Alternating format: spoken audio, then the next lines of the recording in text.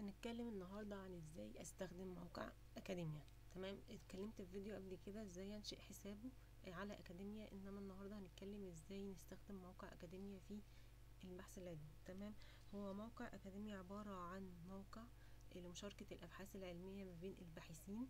الميزات الاساسية في اكاديميا اصلا مجانية، فهي متاحة الوصول للجميع.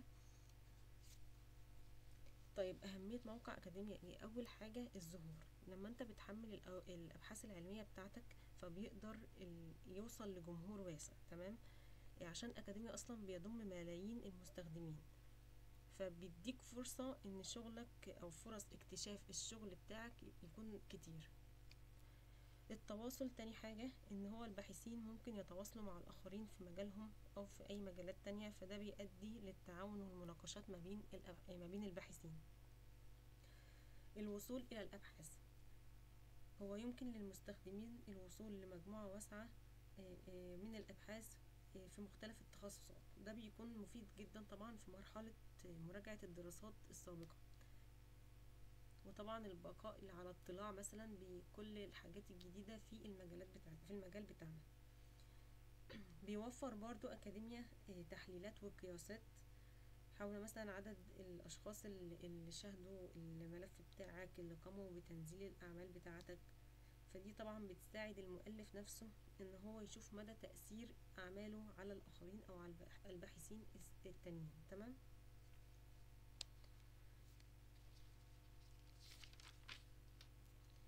وطبعا اول حاجة المفروض ان دي اول ميزة، يعني ان انت بتقدر تبني ملف شخصي على اكاديميا. فطبعا بيمكن للباحثين ان هم التانيين ان هم يشوفوا الملف بتاعك والحاجات المنشورة فيه وهكذا.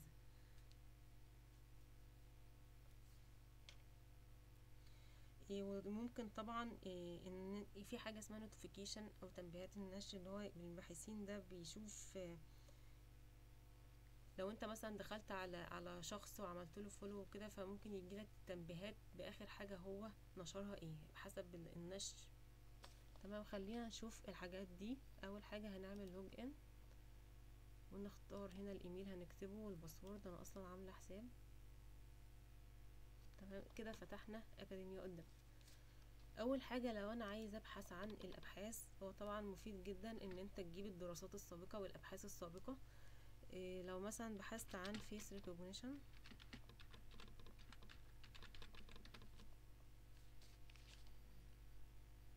انا طبعا هختار كيب ات بيزك. تمام، هيديك هنا مثلا في كذا فلتر اهو.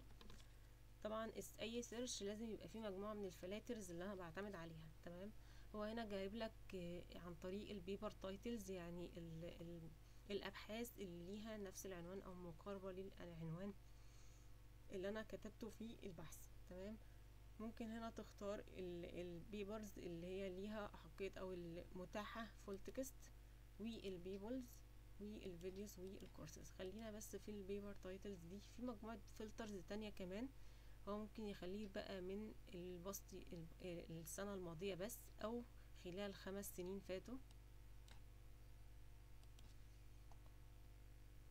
ممكن تختار نوع الببليكيشن، لو هي جورنال، لو هي كونفرنس، لو هي أذر. بيبقى مكتوب كل جنب كل نوع من الببليكيشن تايب، العدد بتاع البيبرز اللي متاحة عنه. ممكن اختار اللغة، لو هي باللغة الانجليزية مثلا فقط، هنا متاح لك قد ايه، وطبعا في اي لغة تانية متاح عدد البيبرز اللي موجودة.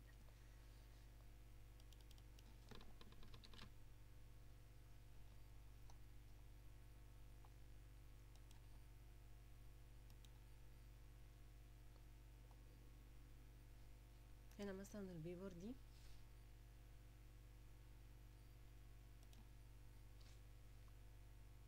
ممكن اعمل داونلود للبي دي اف.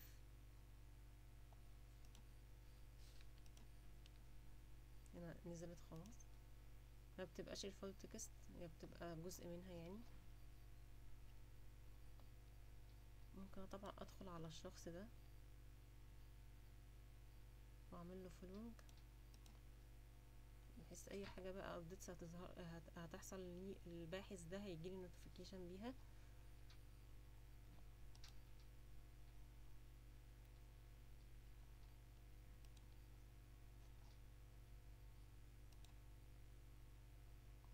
هنا ممكن اشير البيبر، ممكن احفظها في الدرايف بتاعي، ممكن اعملها لها بوت مارك. انا كده عملت لها بوت مارك. ممكن اعمل سايتيشن، وهنا بيديك 3 سايتيشن فورمات، ممكن اختار اللي انا عاوزه منها. طب انا لما عملت لها في البوت ماركس هلاقيها فين؟ من التولز دي والبوت ماركس. هلاقي بقى البيبرز اللي انا حطيتها دي تعتبر زي قائمة مفضلة كده، انا ممكن اضيف فيها. طبعا ممكن تعمل لستة يعني مثلا ممكن تعمل ريسيرش، وبعد كده لو صادفنا بيبر مثلا نقوم حاطينها فيها، فبيبقى عملية اكثر تنظيمية، ان يبقى فيها ان انا اضيف الابحاث اللي انا ببحث عنها. لو انا مثلا شغال في 2 بحث خاص بالفيس ريكوجنيشن، وبحث خاص مثلا بالماشين ليرنينج، فاعمل ليست لدي وليست لدي، واحط فيها الابحاث بتاعتي حسب كل لستة. هنرجع هنا في الهوم. طبعا ماي بروفايل انا ضغطت عليها يبان عليه الحاجات اللي انا ضايفاها. ممكن اعدل في الايديت بروفايل، ممكن اعدل بقى في الفيرست نيم اللاست نيم، ممكن اضيف اسم كمان، ممكن احط الافيليشن بتاعي، الديبارتمنتال بوزيشن، وبايو اي معلومات عني، والايميل مثلا الفون نمبر، سيرش انترستس، ولو في سوشيال لينكس انا مثلا فيها فيسبوك واباوت مي جوجل وهكذا. اي بقى مواقع شخصية انا ممكن احطها هنا. وماي مسج ده طبعا هو متاح ليك ان انت تتواصل مع الباحثين التانيين. فطبعا لو انا عايز مثلا ان انا اكلم شخص ما، هعمل send a message وهكتب اسمه هنا مثلا، شوف الشخص اسمه ايه واختار، واكتب الرسالة بتاعتي وسند. تمام، هتلاقي هنا بقى المسج اللي انت بعتها واللي استقبلتها وهكذا. والنوتيفيكيشنز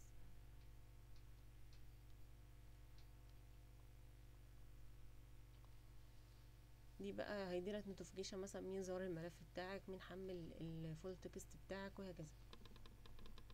طب لو انا عايز ارفع بيبر مثلا على الاكاديمية، اضغط هنا على ماي بروفايل، ابلود، هعمل مثلا تشوز فايل، اختار مثلا من الديسكتوب مثلا امبتي،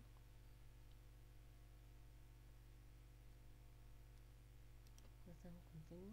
هبتدي بقى هنا اكتب بيانات البيبر اللي انا نشرتها، عنوان البيبر ايه، الابستراكت، المجلة ايه، عنوان المجلة ايه، والتاريخ النشر، والدو او اي نمبر، والمؤلفين اللي معايا، والريسيرش انترستس بتاعتي، وهو اصلا هو بيبر ولا بوك ولا تيتشنج دوكيمنت، بوك ريفيوز وهكذا. سيف بيبر ديتيلز.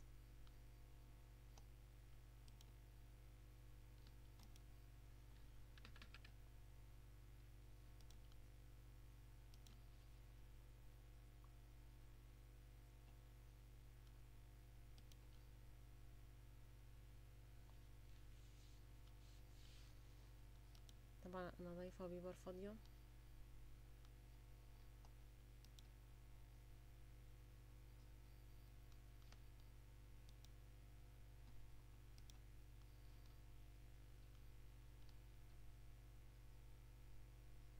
هنا edit uploads،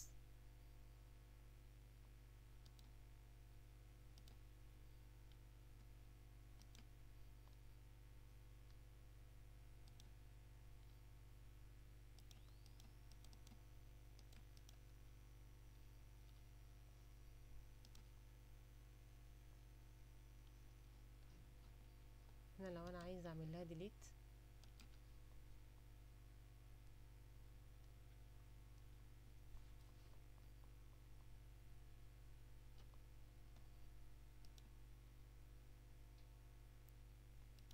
reading the history، دي الحاجات اللي انا مثلا بحثت عنها، والحاجات اللي انا عملت لها داونلود وهكذا. تمام، الحاجات اللي انا بحثت عنها وعملت لها داونلود. الاكونت سيتنج يعتبر يعني اكتر حاجه هنا مفيده. لو انا عايزه اعمل ديليت للاكونت بتاعي، ديليت ماي اكونت لو في اكتر من اكونت.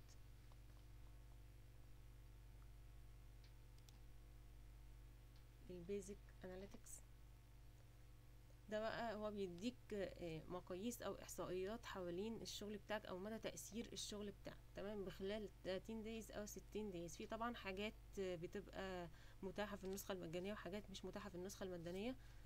هنا بقى بيديك مثلا يعني كم مرة هي شاهد الملف بتاع البروفايل فيزيتورز، دي مش مجانية. مثلا الامباكت هنا ممكن تلاقي مثلا اللي هو كم شخص عمل داونلودز وهكذا. وهنا مثلا الكونتريز، لو مثلا كم شخص او الاشخاص من انهي كونتري ينزلوا الملفات بتاعتك او الابحاث بتاعتك. طبعا عشان احنا عاملين الحساب لسه ما فيش اي حاجه من دي موجوده، وبتقدر ان انت تنزلها ملف CSV فايل.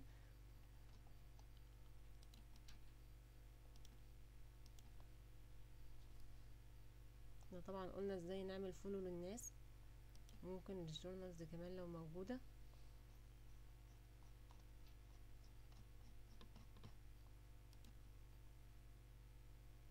الحاجات دي كلها برضو مقفوله.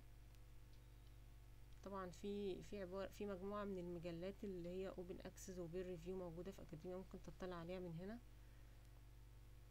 وممكن ان انت تلاقي الناس صحابك مثلا في الكلية او كده من find colleges و start a discussion.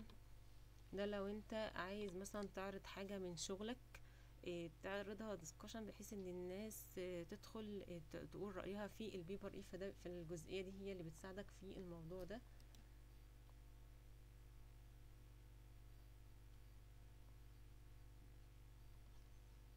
بس ده المختصر المفيد بتاع اكاديميا، فممكن تجربوه. طبعا في كتير طبعا عشان اقدر ابحث اوصل للابحاث زي جوجل سكولر وريسيرش جيت. فده طبعا من ضمن المواقع اللي انت بتستخدمها عشان تقدر توصل للابحاث.